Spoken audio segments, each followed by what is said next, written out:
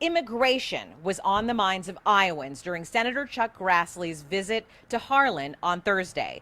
I'm your Southwest Iowa neighborhood reporter, Katrina Markle. I asked the senator why his party didn't support recent immigration reform legislation. Senator Grassley was asked a lot of questions about immigration during his visit to Shelby County. I'm seeing America wide open.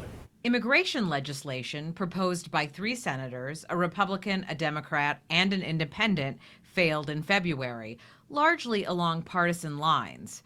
Grassley told me he liked some provisions in the bill, but thought it gave the president too much power. We do need some changes in our immigration law, but when you start reading it, and there were all these provisions for the president to waive certain provisions of it. He said he'd like to see reforms to laws for those seeking asylum, something that was part of the failed bill. It wasn't just updating the asylum laws, because that was probably one of the things that the president really didn't want. It was in the bill, but all these other bad things that were in the bill, why would you give the president the authority to waive a new piece of legislation when he wasn't enforcing existing law? He also took questions about government from students. So do you believe at this point it's kind of a Christianity versus secularism? No, I don't. I also had met Mr. Grassley in Washington, D.C., and I'd figured that I'd want to hear his real opinions. There were a number of farming-related questions, from carbon capture pipelines to pork production.